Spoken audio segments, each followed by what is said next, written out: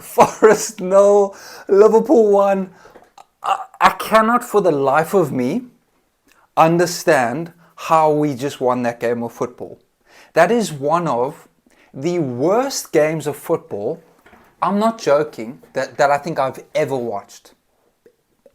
Ever. It looked like we took a Sunday League team and just said, guys, you know what? Have a go in the Premier League for a day. Go take on Forest.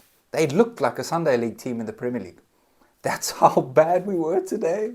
And somehow we won. I don't understand how. I genuinely do not understand how.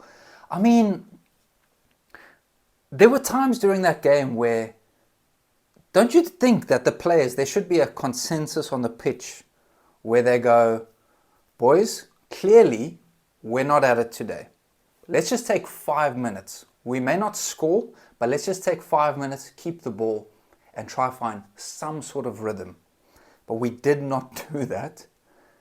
And Forest were all over us. Thank the Lord that Forest cannot finish. They are terrible in the final third.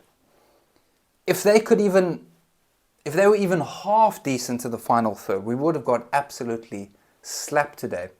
Because we were terrible. I cannot stress enough how terrible we were today.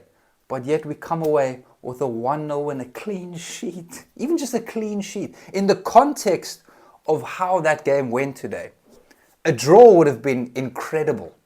And I don't say that in a positive way, but just genuinely, in the context of that game, a draw would have been great. But we won the game. Oh my word, scientists are going to have to study that game and find out how we won. But this is why we love football, right?